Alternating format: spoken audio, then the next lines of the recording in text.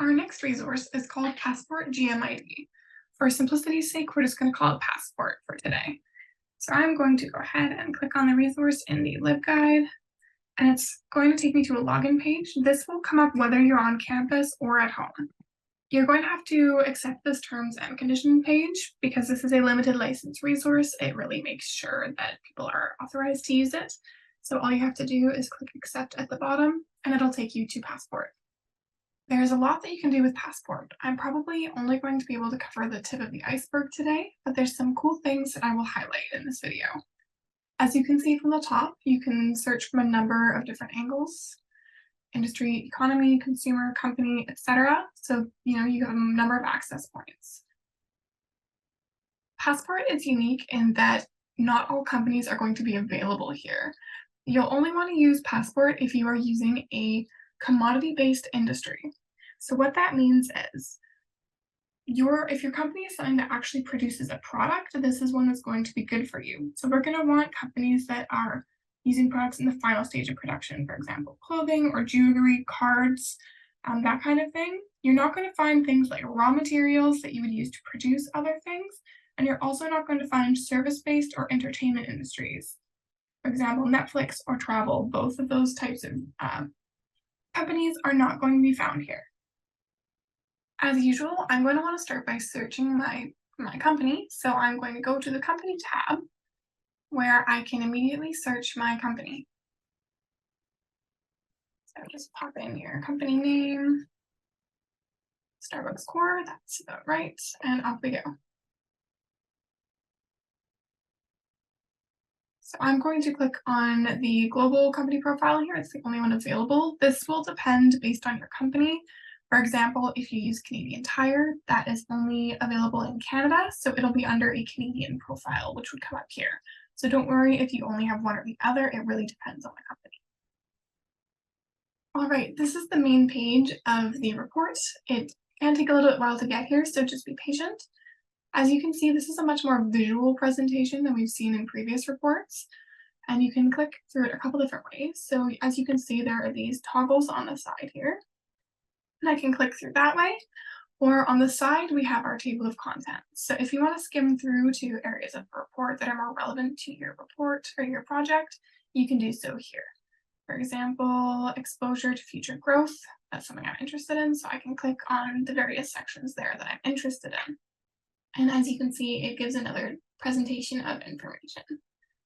Another thing you'll want to keep an eye out for within this report is that if you scroll towards the bottom, it does indicate what industry your company falls within. Sometimes this can be a little bit vague, depending on precisely what company you're using. So if you're unsure, this is a good place to look. In this case, it's indicating that Starbucks falls into cafes and bars, which makes sense.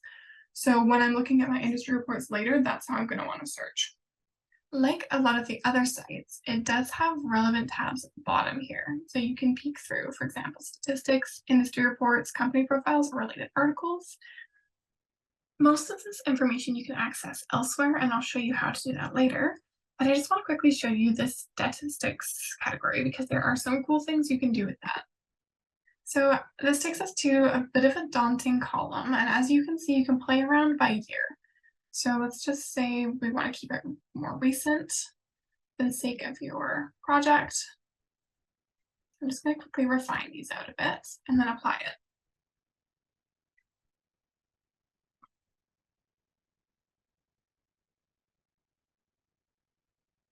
So that does make it a little bit easier to look at, and pretty much every category within here you can play with. So over here it indicates the stat type, and you can hover to see what each of those mean. And you can also filter. So say we only want to know like food and drink sales or something, or sales by location. We can filter that. And we can do that as well for geographies. For category data, you can play around and really kind of tailor the data to what you're looking for. So just to go back to the main page, on this main page, as I said, we can check out industry reports. So let's look at industry. So I know based on my previous search that I fall under cafes and bars. But based on this section, I think my best bet is going to be to look at consumer for food service. As you can see, we've now switched pages to consumer food, and I can scroll down and look at a number of different areas.